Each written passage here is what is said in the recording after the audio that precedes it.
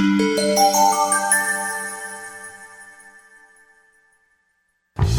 everybody, I'm C. Andrew Nelson, founder of AQUATASY. What, were you expecting someone else? And this is AQUATASY'S Question of the Week. What was your favorite fish?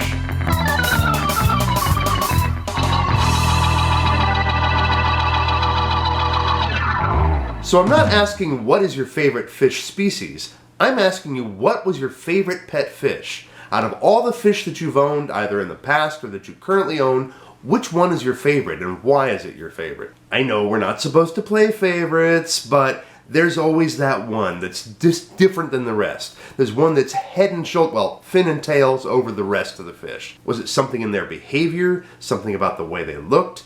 Something about the time that you got that fish? What was it about that fish that made it so special for you? Now me, I've been in this hobby a very long time. A very long time.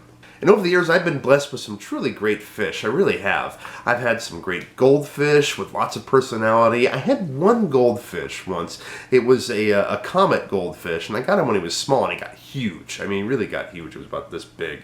It knew me from everybody else in the family. It recognized me when I would walk up to the tank and would get all excited like a puppy dog. And every time I would put my hand into the tank, I swear this fish would swim right up into my hand. Like it wanted to cuddle with me or something. This fish was so trusting, I swear, I could have just lifted him up right out of the water. That's how trusting he was. He was a great fish. He was a lot of fun. But my all-time favorite pet fish, though, was a clown pleco that I had for 26 years. Yeah, I didn't know they could live that long either.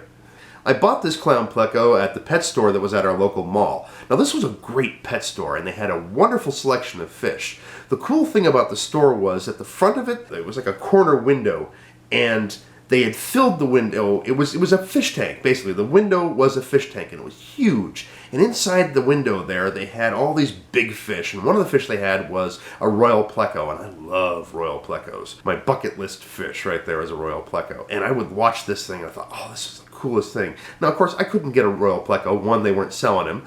And two, it was huge. You know, it wasn't going to fit the tank that I had. I did get a fish, though, and it was a clown pleco. When I bought him, he was 2 inches long. I figured he would get bigger, but he only ever got as big as 2.5 inches. But that's about the right size for a clown pleco. Here's the thing, though.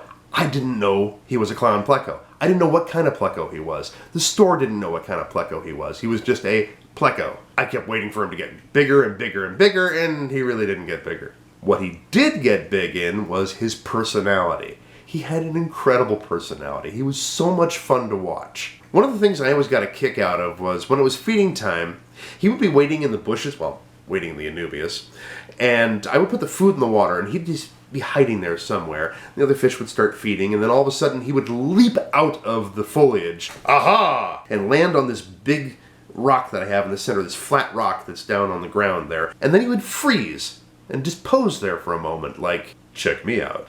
And then suddenly start going about his business, vacuuming up the food. Every night this would happen. Ha-ha! Another thing that he did that was fascinating to watch was, at the back of my tank, in the 20-gallon tank, there's this very tall rock in the corner, in the back left corner. He would just dart up the top of this rock, and then sit there at the top, just sort of perched there. And then he'd start to teeter. And then he'd go, and just drift down the back of it. And then he'd zip around again up the front, right up at the top, and then over and over and over. He'd do this for like an hour. It was funny. It was distracting because you'd be sitting watching TV, and in the corner of your eye, you would see him doing this. Zip, and then boom. I named him Zubla. Hey, don't judge, all right? I was looking for some kind of science fiction sounding name because he looked like some weird alien monster. Actually, he always reminded me of the Smog Monster from Godzilla vs. the Smog Monster. If you've never seen that movie, you gotta check it out. Anyway, I named him Zubla, but it didn't really stick. I mean, I was the only one who called him Zubla. It wasn't until years later that my kids gave him the name that actually stuck. They started referring to him as the Grumpy Fish. Now, the reason they called him the Grumpy Fish was, well, one, he had this sort of weird kind of grumpy look. And two, he had a tendency to chase all the other fish away from his territory. Of course, his territory changed. It was always wherever he happened to be at the moment. Now, here's an interesting bit of trivia for you.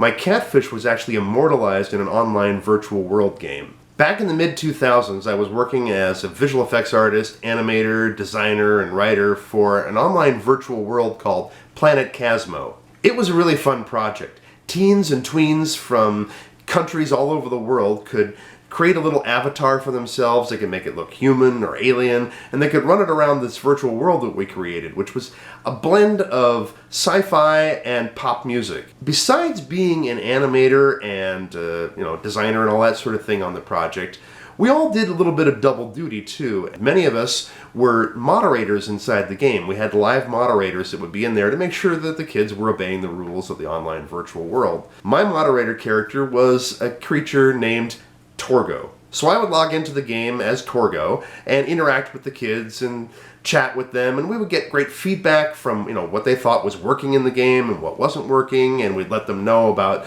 new things that were coming, and we'd make sure that they were obeying the rules. Every time somebody would log in as a moderator, they would be mobbed by all the kids. Hey, Torgo, great to see you, etc., etc., etc. And sometimes when you were mobbed like that, you'd have to make a quick exit, and so you would have to make some sort of excuse about, well, I've got to leave now.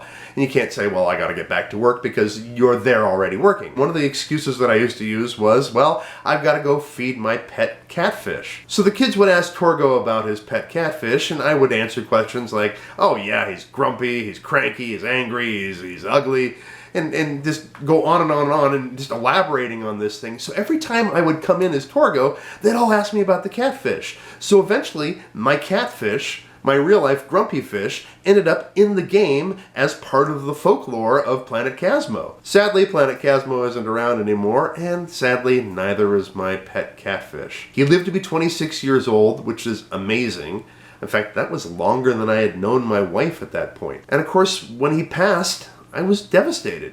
I mean, yeah, he had a long, happy life, but, it's still, there's a loss there. It's a fish, but, it doesn't mean that it's not a pet. And so I did something that, I know a lot of dog owners go through this. If you had a certain breed of dog and then you lose that dog, the dog passes, you say to yourself, I'm not going to get another one, I'm not going to get another one, I'm not going to get another one. And then I was at my local fish store one day soon after this happened, and I was talking to the manager there, and he said to me, well, we've got some clown plecos that just came out of quarantine.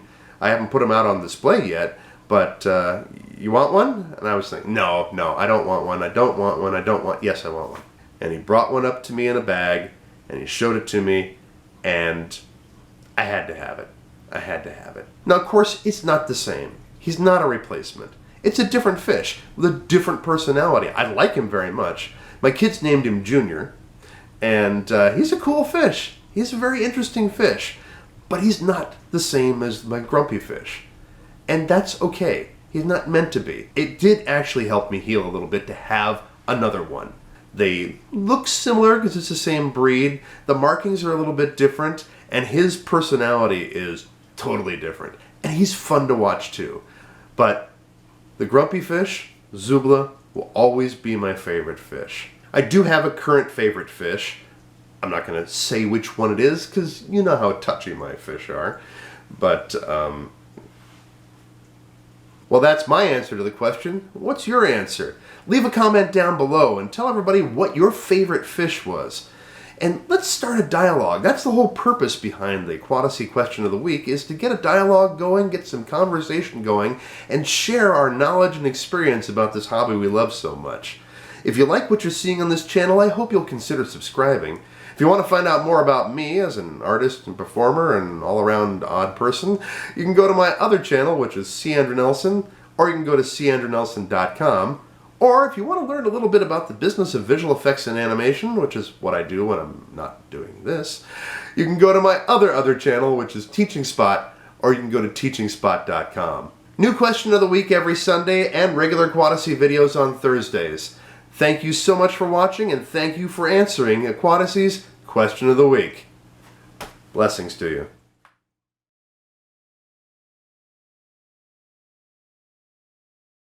Aha!